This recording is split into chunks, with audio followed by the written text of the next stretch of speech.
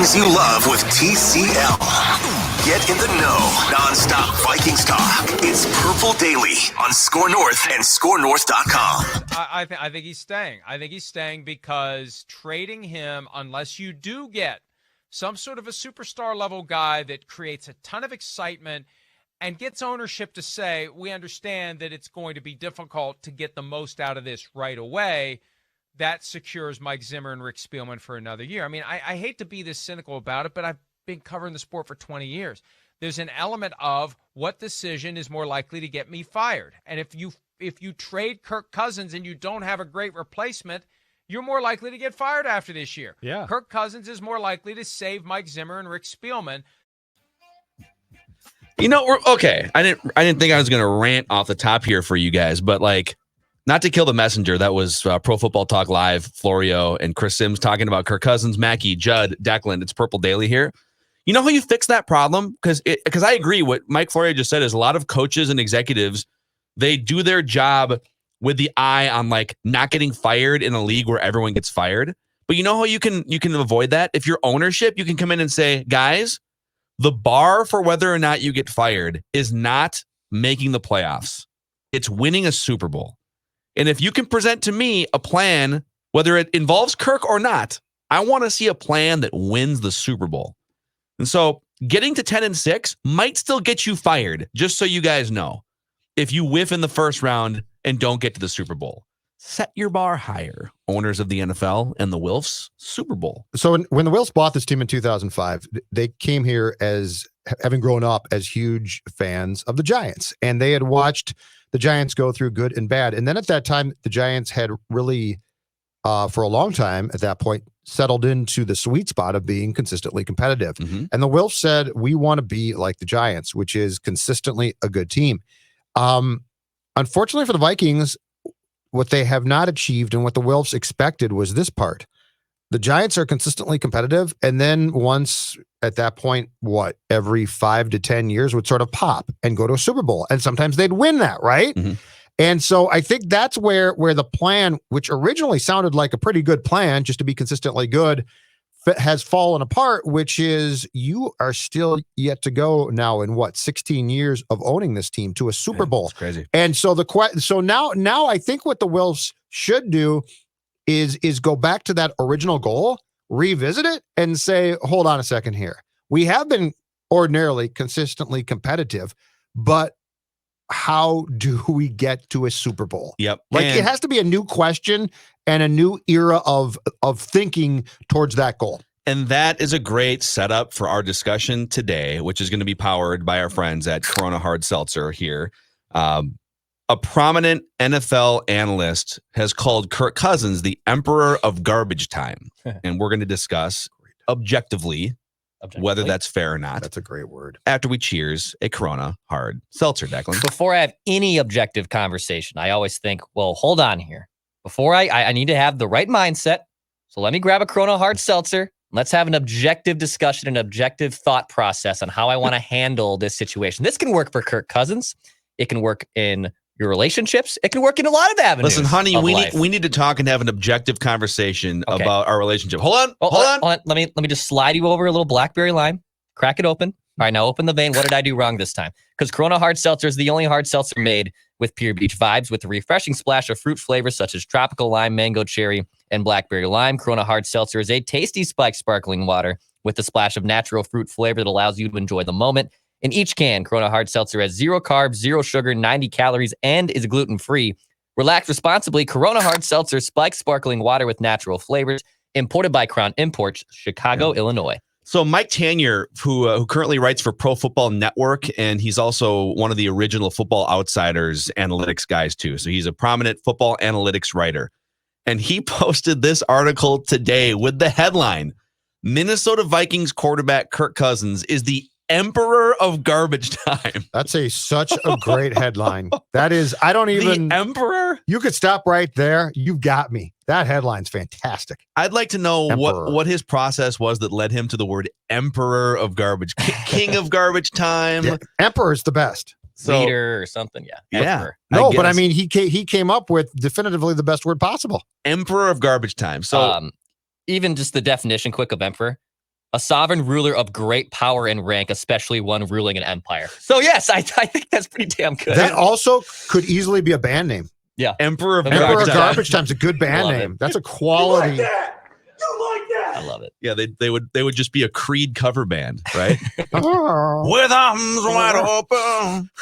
All right, so garbage time is defined. Receivers wide open. Oh my God. Okay, garbage time defined in this article. He writes, garbage time is like pornography. It's hard to define, but we all know it when we see it. That's a great line, too. For our purposes, garbage time is when a team is trailing by 16 points or more in the second half of a game. All right. And that's kind of it. Like when you think back to Kirk, it's not that Kirk never performs well. I've got some numbers on that too. It's the Packers game week 1. Yeah, now they're kind of down by double digits, and now they're underdogs, and so he's gonna fire it back up. You've been on this for 3 years, right? He did this in Washington too. So here are the quarterbacks who threw the most passes in garbage time situations last year. Gardner Minshew had like 120 or something attempts in garbage time because they were always in garbage time. Yeah. Nick Mullins with the Niners, Drew Lock, who's Declan's guy, Matt Stafford, and Kirk Cousins. This is the write-up. Kirk Cousins is the emperor of garbage time. The Vikings quarterback completed 74% of his passes for a league-high 7 touchdowns when trailing by 16-plus points last year. You would expect nothing less. One cannot become the Kirk Cousins without the gift of being able to throw a touchdown just before the 2-minute warning of a 52-33 loss. See Week 16 against the Saints. Over the last 3 seasons, Kirk has completed a whopping 76% of his garbage time passes for 13 touchdowns. It's almost as if the Vikings quarterback sees a prevent defense at the end of a loss, rubs his palms together eagerly, and proclaims, "Time to make my money." Somehow, Cousins' employers are always fooled by the statistical padding and sign up for another overpriced tour of duty. Wow. Yikes. Wow. Oof. That is as much of a hatchet job as I've probably ever read. We've been critical of Kirk Cousins, but like Mike Tanier just came in and burned the house down. Is what he wrote fair, Judd? I don't think that this is a black and white conversation, and I don't think this calls for a yes or no answer. I think that what he wrote, in a sense, is very fair because he can statistically back up what he wrote. So there's something there. I mean, we've all seen Kirk do it. We've all seen Kirk be the, again, emperor of garbage time. I would say this about Kirk. When it comes to Kirk's play, I think there's always been a feeling from my end, without looking at statistics, so just the eyeball test of watching Kirk Cousins play, that often, not all the time, because nothing is all the time, that often we see Kirk thrive when the pressure is basically dialed down and it's like, well, the game's probably done now, right? Or you're playing the Jaguars. And yeah, and I will take you to what I will always consider to be exhibit A of the stress is incredibly high. This is incredibly difficult. And Kirk basically puts both hands firmly around his neck and chokes. That's the game. I believe it was DeFilippo's last game as OC in Seattle. The backwards pass to Latavius Murray with Adam Thielen literally by a boom mic saying, "Throw me the bleeping ball." Yeah. And that is the definition of small sample size, but that is where I always go when it comes to far too often when the pressure is big. But yeah, I mean, this guy did his research, backed up his work. And to dismiss, which I'm sure some folks will do, what he wrote as just Kirk bashing, you hate Kirk, everybody hates Kirk, doesn't really look at what we should be examining. Yep. I'm actually going to defend Kirk here for a minute and just say that I think this article makes it sound like the only thing he's good at is garbage time. He is the emperor of garbage time. There's no denying that when you complete like 76% of your passes over the course of 3 years in garbage time, that you are clicking on all cylinders in garbage time. And so you can call him the emperor of garbage time. But you know what? Like, Tom Brady doesn't play in garbage time very often, but I'm guessing he's probably pretty good at garbage time too. So I think my only beef with this article as a Kirk criticizer myself is that it makes it sound like the only thing that he's good at is garbage time. Like you could go back and look at his last 10 or 11 games last year after the bye, And he was good objectively in just most situations. He didn't really have meltdowns in the second half of last season. Now, what you could do if you wanted to, you could take Mike Tanier's premise and say, right, but the season was garbage time because you were 1-5, right? Or 1-6, whatever you were. So could actually apply the theory to like the macro of the season and say, oh, of course, once he throws 11 picks in the first month and a half and they're 1-5 and the season's basically over. Yes. Now the pressure's off and he starts to play well. So it actually kind of fits from that perspective too. But I would love to give you guys 4 Kirk Cousins stats that tell a real story about him, both good and bad, and get your thoughts on these one by one. Okay. Because I have done some digging as well. And we've talked about a couple of these peripherally on the show. But it's not like Judd said, it's not black and white. There's no such thing as in all situations, it's this.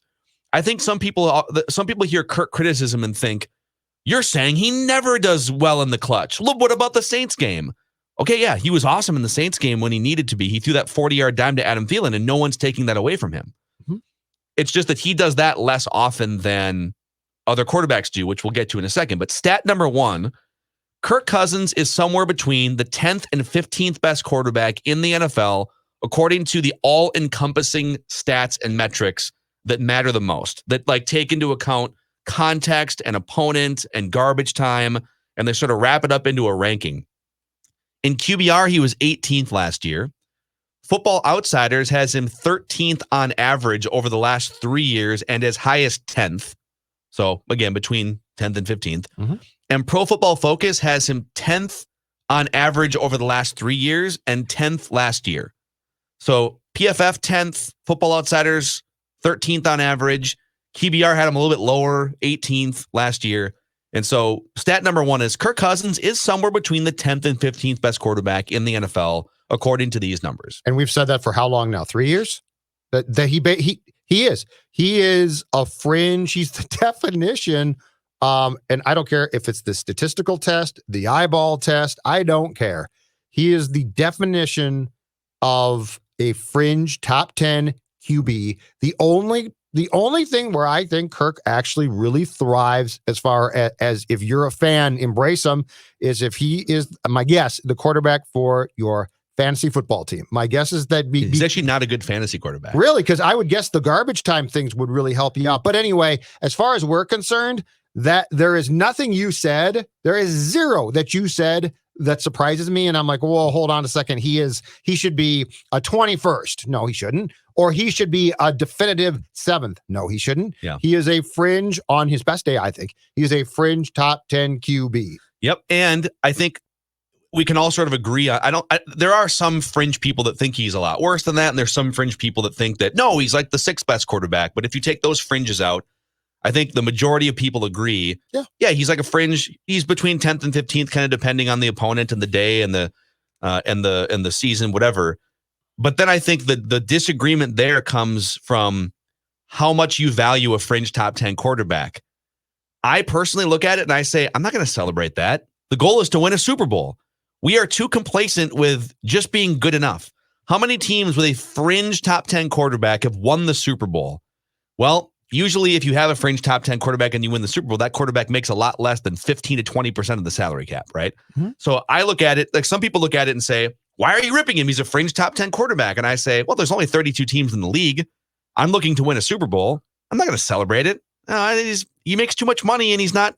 If he was the 4th best quarterback, all right, let's do it. If he was the 5th best, 6th best. But if he, and Kirk should be, if this league worked like it should, and it doesn't, Kirk should be at the very top of the middle class of quarterback pay. That's where he belongs, but it doesn't exist. Yeah. So the problem is this discussion always falls into the realm of what does he give you versus what is he paid against your cap.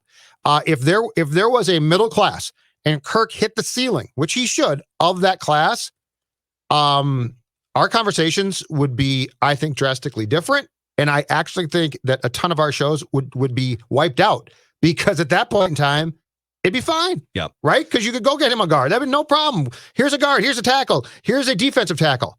But where does this all come home to roost? It's where he's paid. He's paid like a top, basically, He is paid top 8 QB for sure. And the problem is he falls outside that spectrum. And that's where this gets juicy. Kirk Cousins, here's stat number 2. Because offensive line is a problem. Pass protection is a problem. And to compound it, stat number 2, Kirk Cousins was terrible under pressure last year, according to Pro Football Focus. And he's under pressure a lot. So 51% completions and a 72 passer rating, which was 17th in the NFL. Now, in the previous 2 seasons, when under pressure, he was 7th and 8th in passer rating. So he was a lot better. He was a top 10 quarterback under pressure the previous 2 seasons. Now, last year, the best under pressure quarterbacks, according to Pro Football Focus, were Justin Herbert, number 1. He had a 100 passer rating under pressure. That's remarkable. Rookie contract for 4 more years. Mm-hmm. Matt Stafford, Aaron Rodgers, Drew Brees, Deshaun Watson, and Russell Wilson. So some Hall of Famers in there and some mobile guys that you would expect to be able to get away from pressure. And so when you're not great under pressure, both types of pressure, like magnitude pressure and actual pressure, and you're pressured a lot, that's not his fault. Those are tough. Now, stat number 3 kind of plays into stat number 2, and this is one that no one talks about. Stat number 3, nobody talks about. Kirk Cousins allows more self-induced pressures, according to Pro Football Focus, than any other non-mobile quarterback in the league. Last year, Kirk was credited with 16 self-induced hits, tops in the NFL by any quarterback, mobile or non-quarterback. Yep. Meaning that, like, when you're doling out, okay, whose fault was it that he got hit on that play? Was it Dozier's fault? Was it Riley Reeves' fault? 1 time per game on average, more than any quarterback in the league. Yep. Pro Football Focus said he either held onto the ball too long, or he like strafed his way into a hit, or did something on his own that wasn't the fault of an offensive lineman, and he took 16 what I would deem to be fairly unnecessary hits, right? I mean, some of them you might have hung in the pocket or something and threw a ball in the field. Or got stripped of the ball because of it. He also allowed 27 self-induced pressures last year, which was 8th most in the NFL, behind 7 mobile quarterbacks. The guys ahead of him are like Mahomes, Watson, Wilson, guys who run themselves into pressure sometimes. Now, by running themselves into pressure, they're also like opening up a lot more big plays by keeping plays alive, and so it's worth the risk reward. So 27 self-induced pressures by Kirk Cousins last year. Tom Brady, by comparison, only had 8.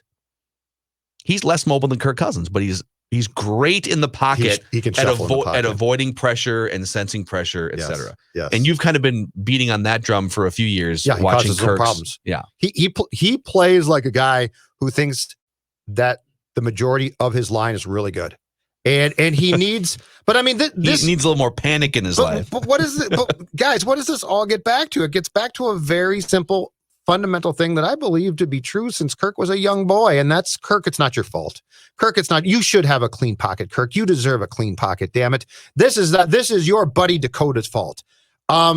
And when you don't have that chip in your brain, and he clearly does not, and it ain't coming. He's never going to find it. This is not something that you can practice. When you don't have the chip in your brain that says you've got to move, you've got to slightly move and or just get rid of the damn ball. This is going to be the problem. And this is why, again, if Kirk Cousins is at the top of a middle class of salary structure that does not exist, and I could afford to get him the offensive line that his parents tell me he deserves so richly, then you know what? This isn't a problem, but it is. There's not, but Phil, what's incredible is you are going down stats.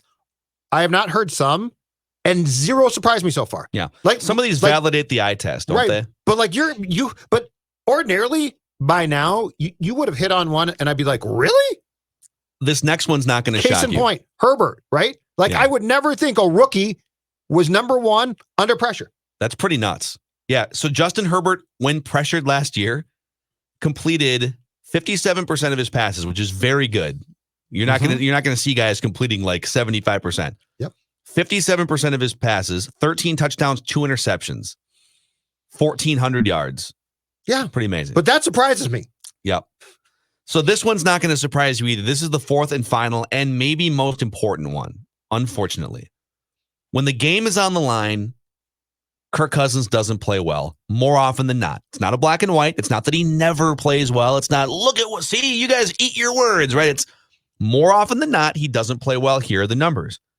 When the game is on the line since joining the Vikings 3 years ago, fourth quarter or overtime, inside 6 minutes, trailing by 2 scores or less. Okay? Is that fair? Fourth quarter overtime, Yep. 6 minutes or less. Absolutely. Trailing by 2 scores or less. Yes.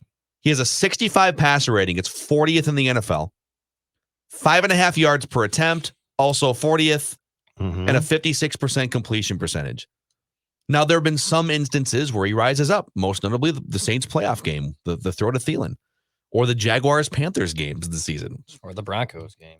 The Broncos game from 2 years ago where they were down by 20 points, right? Mhm. The best quarterbacks over the last 3 years with the game on the line, Deshaun Watson, number 1. He has a passer rating over 100, almost 110. Okay. Drew Brees, Pat Mahomes is 3rd. Tom Brady is 4th, and Ryan Tannehill is actually in the mix right there with Carson Wentz at 5th. So you can sit here and I know people have thrown out, but early in the fourth quarter, and that's fine. And that counts for him. But when the game is on the line, fourth quarter overtime, inside 6 minutes, trailing by 2 scores or less, we need a touchdown and then probably another touchdown, right? If you're down by double digits or something. Yep. It's crunch time. Things aren't perfect because you're clearly losing. We need you to fix it. The guys who fix it are Deshaun Watson, Drew Brees, Pat Mahomes, Tom Brady, surprisingly Carson Wentz. Yeah, that surprised me as well. Probably more in the first 2 years of that 3-year sample. Sure. And one of the guys who is the worst at fixing it is Kirk Cousins over that stretch. Doesn't mean he never fixes it. Just means that he's bad at fixing it compared to other quarterbacks. And so here's where the discussion gets a little bit difficult too. So Kirk Cousins has every right when the Vikings come to him and say, can we do something with that contract before the third day of the league year, because your 2022 contract cap wise is going to be $45 million, and that's going to kill us. March 19th, mark it on your calendars. That's the date. He has every right in a league where the players, I think, are often treated like crap. He has every right to say, absolutely not. Nope, you gave me an extension. I'm not going to continue to help you. As far as Kirk, the employee, good for you. Okay. As far as Kirk, you're a piece of the puzzle here, and you just laid out a lot of statistics that say he is a piece of the puzzle. He is not the key piece. He's just a piece. Mm-hmm. But as far as constructing a roster and personnel and salary cap, you are, by doing what you're going to do, if you are a Vikings fan or a team employee, you are being put into a terrible situation by a guy who's not going to justify being the highest paid quarterback cap hit wise in the entire league. Mm-hmm. And so that's where this all collides, because you know what, as far as a player goes, and as far as what Kirk is doing to the Vikings financially, they deserve what they get. They did this.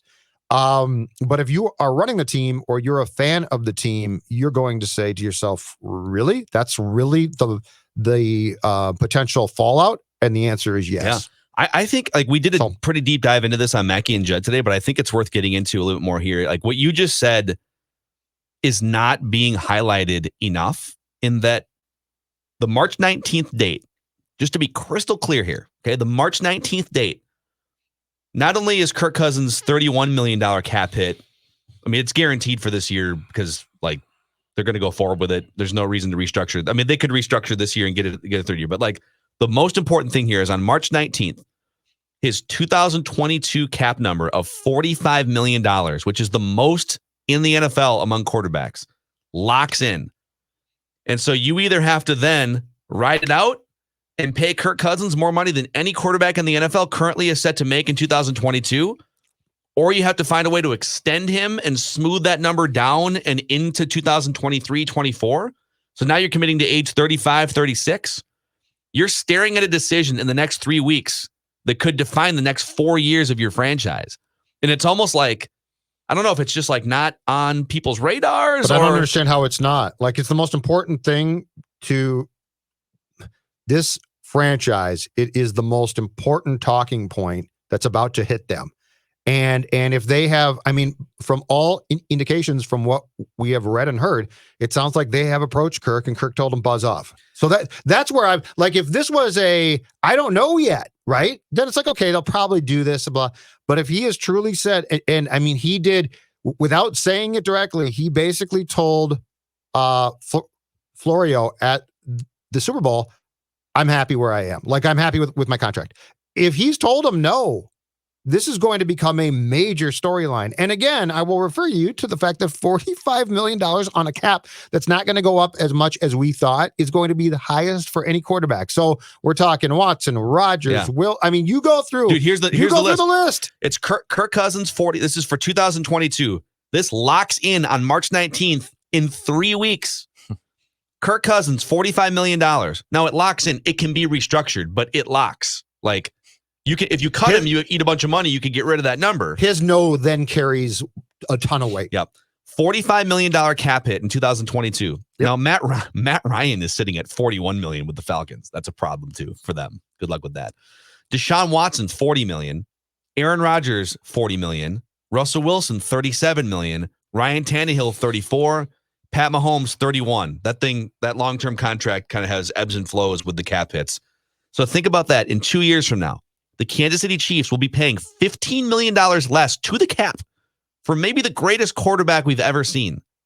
And you're expecting to win a Super Bowl? Yeah. Like, you got to fix it. You either have to trade him, restructure. Like, if he's told you no, you do. This. Yeah. Mm-hmm. A quarterback who's going to be with his team for a long time and cares consistently restructures. Brady did it constantly. The Patriots smoothed that contract over seemingly every year, Phil. So like but at that time he basically said, I want to win or try to win. So the difference here is a lot of guys that you just went through cap wise for 2022 will either probably not be with their teams, i.e., the Falcons. Ryan could be gone by then. Yeah. Or they'll agree to restructure. So for people who are saying, well, Cousins will do the same, what we're telling you is he's basically told them, no, I won't. Yeah. So I get it. Like, some people think that we're just Kirk Cousins haters here. It's not black and white. If it's not black and white, don't paint us as black and white either. We are bringing up real, legitimate issues performance-wise. We're not ignoring the offensive line. We're not ignoring the defense. Those things need to be fixed as well. But when you have the most important player on your roster making that much money the next couple of years, it affects the team's ability to. This is a team game, and there's a greater goal beyond Kirk Cousins filling fantasy numbers. It's to win a Super Bowl. And I want an Emperor of Garbage Time T-shirt as soon as possible.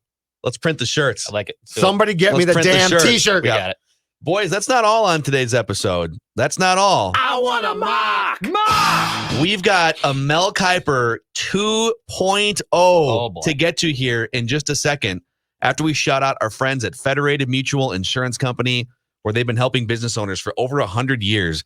My Shield is the product and the service that they've recently launched to help you business owners out there, the online client destination for risk management resources. Think about how helpful it would be for you to have employee training at your fingertips, industry resources that can help your business reach another level of success. That's where Federated comes in. You can find out more about the great folks and Minnesotans at Federated by going to federatedinsurance.com, click on My Shield, or download the app. And remember, at Federated, it's our business to protect yours. Also, our friends at Wamatech are helping you with your broken down phone, tablet, or laptop. How so? Well, let me tell you. At Wamatech.com, that's Wamatech.com, you don't have to break the bank because Wamatech sources their own pre-owned devices and passes savings directly onto you when it comes to pre-owned cell phones, tablets, and laptops, whatever you need. You can even trade your old device in for cash. Buy, sell, trade in. Wamatech.com, Wamatech.com. You guys ready to mock here? Let's do it. I want a mock. All right, boys. I'm going to pop this up here. Tell me if you can see it. Ho, ho, ho, ho, ho. Hold on. Wait. This is exclusive paid content. We might get in trouble for this, but don't tell anybody. Did I see those last two words right? No, this can't be. Mel Kiper, 3 trades? That's right. What's going on? You're staring at history here, folks. What in the name of Bill Polian's going on here? This is the first time in Mel Kiper's 3+ decades as the top mocker on earth that he has included trades in his mock draft.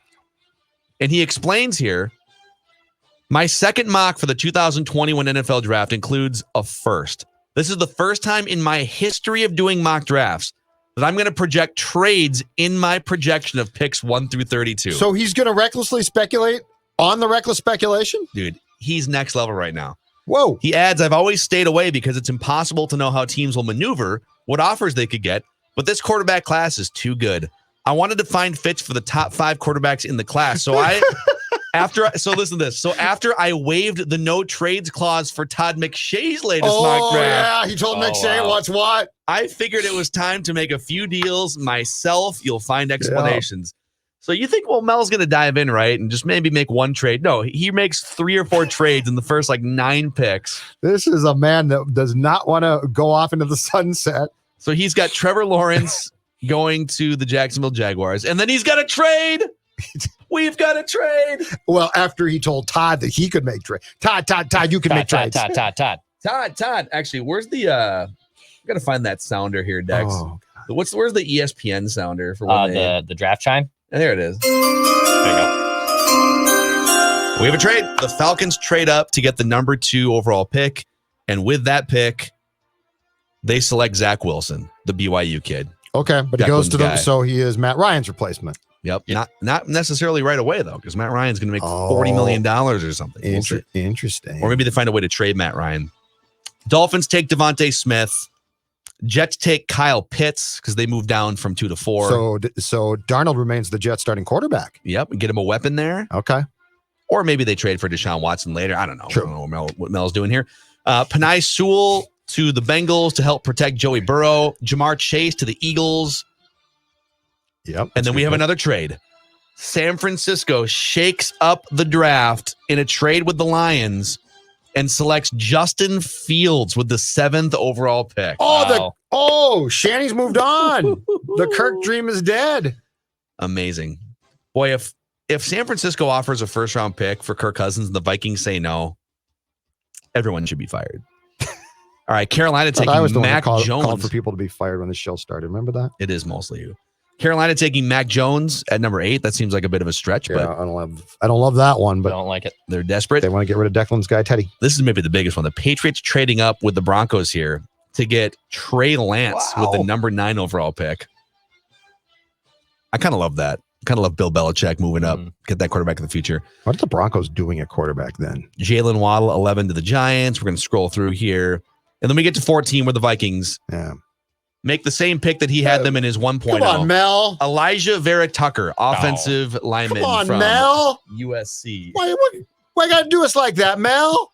Or eat your broccoli. The Vikings need an offensive lineman. The top 5 was so much fun, and now I get down to 14. Old school Mel here. He says, I'll stick with Vera Tucker here because of the versatility. He played guard before moving to left tackle for USC last season. He impressed there and rocketed up draft boards. I think he'll probably stick at tackle in the NFL. We know Coach Mike Zimmer will always push for the Vikings to draft a defender. This could also be a spot for a pass rusher or a defensive back. Yeah, so there it is. He's probably right. All right, so that's the sort of the boring meat and potatoes broccoli selection. Mel making trades this is a big day in Bristol, Connecticut. Congrats on Mel jumping into the reckless speculation. Odds that Mel was told by his employer, Mel, we are really beefing up our draft pool here. We just signed the guy at the DraftScout.com Miller was just signed by us. But I mean, you're fine if you don't want to make trades. And we don't need your next mock for about 3 weeks. Yeah, don't worry about it. But I'm supposed to do my next mock. And no, Mel, it's okay. Yeah, Matt Miller over here made 9 trades in the first 15 picks. But no, don't worry. The Vikings make it. Yeah, there's probably not going to be any trades in the draft. Don't worry about it. No. Mel's like, okay, hold on a second. Your contract's coming up, Mel? And then Mel explained, the best part is he explained the trades in detail. And then he made the picks. Amazing. Poor Mel. Just being forced into uncomfortable speculation. And then to try and cover his ass, he says, when I allowed McShay to make trades. So that's a wrap on today's episode of Purple Daily. If you hate us because we're too negative about the starting quarterback, that's okay. You have a forum to tell us in our YouTube comment section, Purple Daily Podcast on YouTube. If you listen on Apple, we appreciate a 5-star rating and a positive review. It helps spread the word about the show. So go tell a couple friends that Purple Daily is entertaining you Vikings fans on a daily basis or making you mad on a daily basis. Could be either one. And we'll see you guys tomorrow.